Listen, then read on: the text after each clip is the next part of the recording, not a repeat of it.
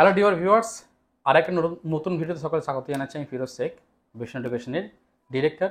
আজকে আমাদের সঙ্গে এক স্টুডেন্টসকে পেয়েছি যে আজকে দেখা করতে এসেছিল এবং ভাবলাম যে তার কিছু কথা আমাদের নতুন যারা প্রিপারেশন নিচ্ছে বা যারা আগামী দিনে প্রস্তুতি নিচ্ছে পরীক্ষার জন্য বসবে তাদের অনেকে কাজে লাগবে। তাই জন্য এই পর্বের আমাদের আবার শুরু করছি। আজকে আমাদের সঙ্গে আছে রাজেন রাজেন্দ্রনাথ মণ্ডল, যে এক্সারসাইজে জয়েন করেছে 2022 সালে। তো তার পরিচয় আমরা নেব।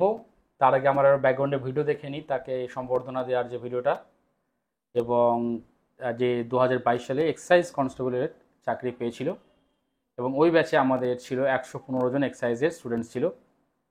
তো এটা এখনো পর্যন্ত আমাদের আমার কাছে খুব একটা সেরা ব্যাচ। রাজেন অসংখ্য ফ্যামিলি ছেলে কিন্তু জোর বা মেহনত প্রচুর করতে পারে। আর এর সঙ্গে একটা কথা বলে দিই, আমরা যে বললাম টপ 100 আমাদের দুজন স্টুডেন্ট আছে, সেটা হচ্ছে আমাদের রাজেন্দ্র একটা। আমাদের সারা ওয়েস্ট বেঙ্গল 3000 এর মধ্যে র্যাঙ্ক হচ্ছে 71। তো জোরে একটা হাততালি। সৌরভ মন্ডল 71। চলো রাজেনকে আমি বেশ ভালোই বকেছি, আগে একটু ভালো করে আছে হাত ধরে নাকি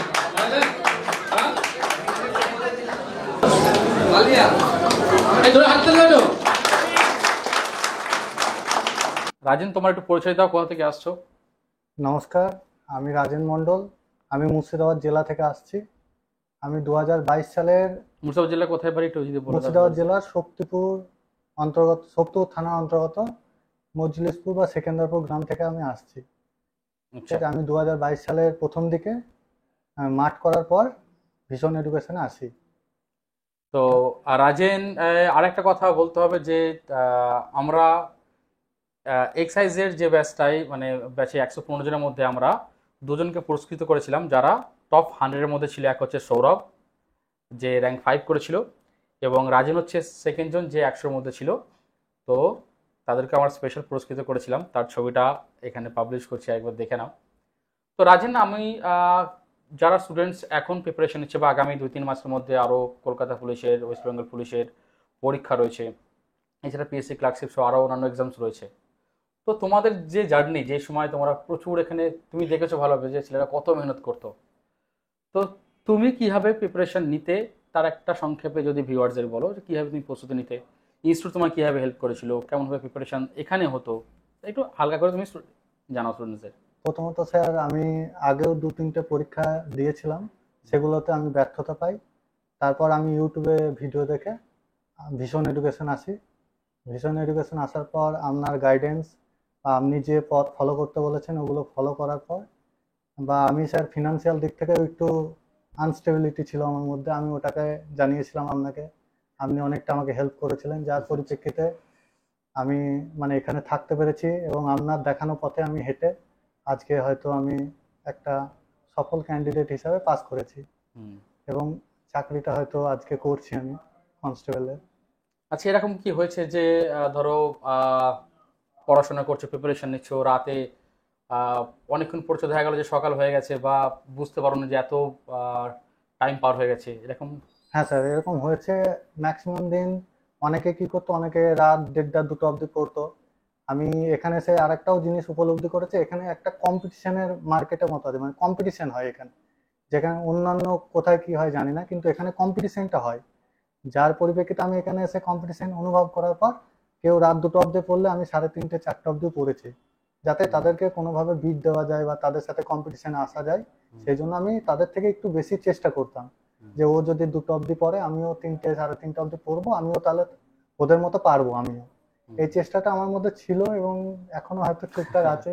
এখন তুমি পড়াশোনা করছো যেটা শুনলাম। পড়াশোনা করছি আমি। তো এটাও একটা সমজ ভিউয়ার্সদের বলবো, দেখো যারা শুরু করাটা খুব ইম্পর্টেন্ট, যেটা রাজেন কেন, রাজেনের মতো অনেক আমাদের স্টুডেন্টস এবং আরও ওয়েস্ট বেঙ্গলে প্রচুর জন শুরু করেছে, কিন্তু এই এগিয়ে যাওয়ার যে তোমার ইচ্ছা, এটাকে কিন্তু নষ্ট করতে দিলে হবে না। এটাকে তোমাকে আরও রাখতে হবে যে আমি আগামী আর কি করব, অর্থাৎ এই যে এগিয়ে যাওয়ার যে বাসনা সেটা থাকতে হবে। এটা খুব ইম্পর্টেন্ট, যেটা রাজেনের মধ্যে আমি দেখেছি, তখনও ছিল, আজও আছে, চাকরি পাওয়ার পরেও।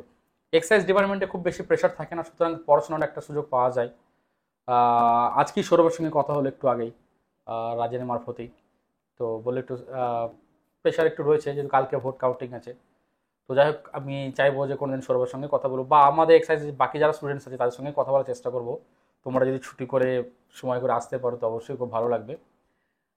এখনকার স্টুডেন্টসের যেটা সমস্যা একটা দেখি, যেটা যে চাকরি তো সবাই পেতে চায়, এটা ঠিক কথাই, কিন্তু চাকরি পাওয়ার জন্য যে মেহনতটা, যে ডিসিপ্লিন লাইফটা লিড করা দরকার, যে একটা মানসিকতা সেরকম তৈরি করাটা, সেটার মধ্যে একটু খামতি দেখছি যে বর্তমান স্টুডেন্টের মধ্যে পেয়ে যায়। কারণ তোমাদেরকেও দেখেছি, তোমাদের প্রচুর মেহনত দেখেছি, অনেকে ব্যর্থ হয়েছে, তারপরে কিন্তু এক্সামে আবার তারা সাকসেসফুল হয়ে গেছে।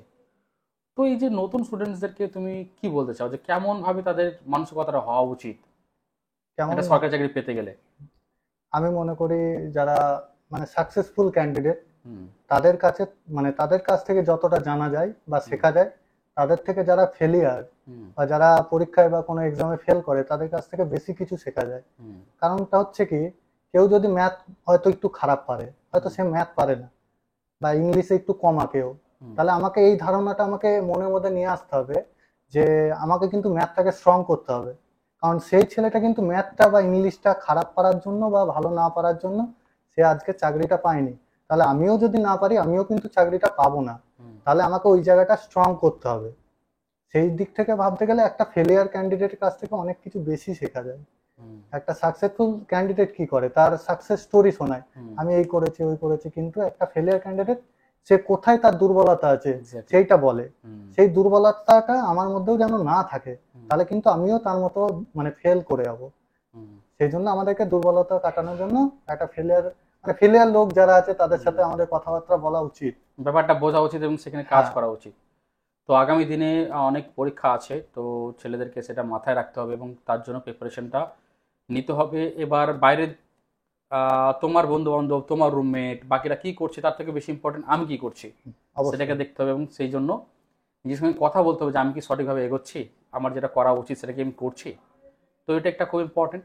এবার ধরো আমার মনে হয় তুমি একটা জিনিস স্বীকার করবে যে আমাদের এখানে যে কম্পিটিশন তুমি যেটা বললে একটু আগে, আর এত মডেল সেট এখানে হয়, তো একটা ছেলে কিন্তু যদি সিরিয়াস হয় সে কিন্তু আসলে তোমার মডেল সেট অনেক কাজ দিয়েছে এখানে। স্যার আমাদের সময় তো প্রত্যেক দিন একটা করে মক টেস্ট হতো, প্রত্যেক সপ্তাহে 7টা মক টেস্ট ছিল।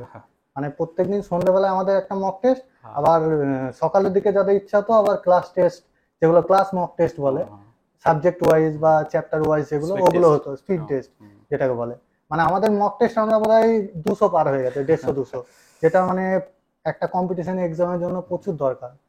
এটা একটা বিশাল ব্যাপার। আর মক টেস্ট না দিলে স্যার সাকসেস পাওয়াটা আমার মনে হয় তার দুর্বলতাটা থেকে যায়, ভিতরে ভয়টা কাটে না।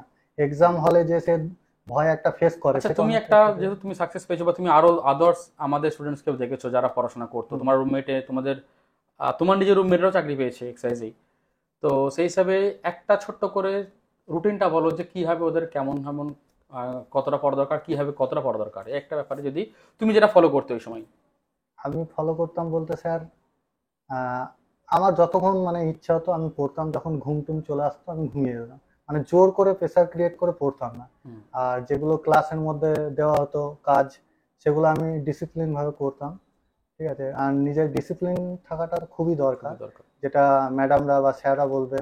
বিশেষ করে আমাকে অঙ্কের দিক থেকে শুক্লা ম্যাম, ইংলিশে স্যার, মানে আমি তো ইংলিশ ক্লাসটা মানে একটাও মিস যায়নি আমার স্যারের ক্লাস। যাই হোক, মানে ইংলিশে আমার প্রচুর উইক ছিলাম, সেই জায়গা থেকে ইংলিশে মোটামুটি 26 মতো স্কোর হয়েছিল 30-এ, অনেকটা উন্নতি করেছিলাম স্যারের ক্লাস করে। আর এক্সাইজে অ্যাকচুয়ালি 30 নম্বর ইংরেজি ছিল, ওটা একটা বড় একটা অ্যাডভান্টেজ। বড় ইংরেজি যারা মোটামুটি করে দেবে তারা বেরিয়ে গিয়েছিল আর কি, এই ব্যাপার। তো তোমাদের সঙ্গে কথা বলতে বেশ ভালোই লাগে, যে বাকিরাও যখন যারা যারা নতুন পরীক্ষার্থী আছে, যারা আগামী দিনে পরীক্ষা দেবে, তো এটাকে মাথায় রেখে দিও যে মেহনত প্রচুর করতে হবে এবং সবটা একটা স্ট্র্যাটেজি মেনে সঠিক দিশায় এগিয়ে গিয়ে তোমাকে প্রিপারেশন নিতে হবে।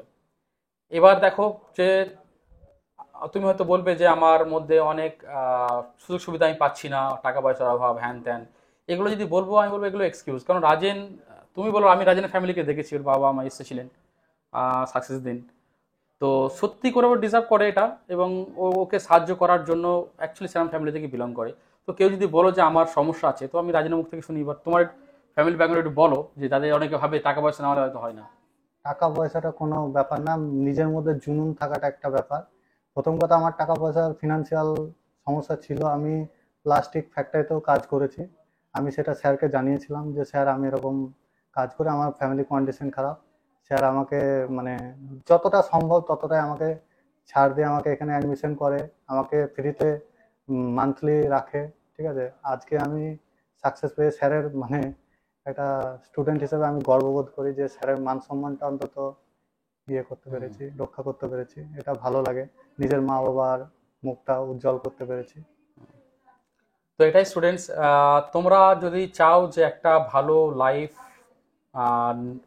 আমরা অর্জন করব এবং আমার পরিবারের আমি পাশে দাঁড়াবো, তার জন্য সমস্যা থাকতে পারে, হয়তো অনেক কিছু সমস্যা থাকতে পারে, সেগুলোকে জয়ও তুমি করতে পারবে। তো আমি আমাদের স্টুডেন্টসের মধ্যে কেন যারা সাকসেসফুল হয় তাদের মধ্যে দেখবে 90% কিন্তু স্ট্রাগল করেই সেটা করে।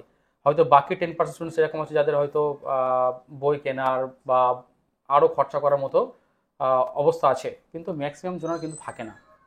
তো শুধু রাজেন কেন, রাজেনের মতো অনেক স্টুডেন্টস কিন্তু এটা জীবনে করতে পেরেছে, তোমরাও করতে পারবে। শুধুমাত্র কয়েকটা জিনিস, এক হচ্ছে যে প্রবল, যেটা রাজেনও বললো, যে প্রবল মনের ইচ্ছা যে আমাকে কিছু জীবনে করতে হবে।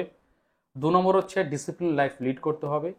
3 নম্বর, এটা মন থেকে উড়িয়ে দাও যে এর কোনো শর্টকাট নেই, মানে সাকসেস পাওয়ার একটা শর্টকাট যে আমি কয়েকটা এমসিকিউ মুখস্থ করব, কিছু প্রশ্ন মুখস্থ করব, কোনো ইউটিউবার বললো যে এটা আসবে আসবে দেখে নিলাম, ওগুলোই করছি, এই ওয়েতে সাকসেসফুল হবে না। ঠিক আছে, তোমাকে কম্পিটিশন আসতে হবে, বাকিদেরকে পিছিয়ে দিয়ে তোমাকে এগোতে হবে। বেসিক্যালি তুমি যদি এগিয়ে যাও, বাকিরা তোমার থেকে যারা কম মেহনত করবে তারা কিন্তু অটোমেটিক পিছিয়ে যাবে। তো আমি রাজনের মুখ থেকে লাস্ট কিছু কথা শুনে এটাকে ক্লোজ করব, তারপর আবার পরের পর্বে দেখা হবে। রাজন, যদি কিছু লাস্ট বলতে চাও। আর একটা কথা বলবো, আমি পেরেছি, তোমরা পারবে এবং সবাই পারবে। তো থ্যাংক ইউ রাজনকে, রাজনের সঙ্গে অনেকদিন পর দেখা হলো, খুব ভালো লাগলো। নমস্কার। ঠিক আছে, মাঝে মাঝে এসো, দেখা হবে, খুব ভালো লাগবে। অবশ্যই। আর এবারে এলে কোনো, আমাদের তো অনেক স্টুডেন্টস তোমাদের ওখানেও আছে আশেপাশে, একসঙ্গে আসবে, দেখা করে যাবে। অবশ্যই। ঠিক আছে, তো থ্যাংক ইউ সো মাচ, ধন্যবাদ। দেখা হবে আবার পরের ভিডিওতে।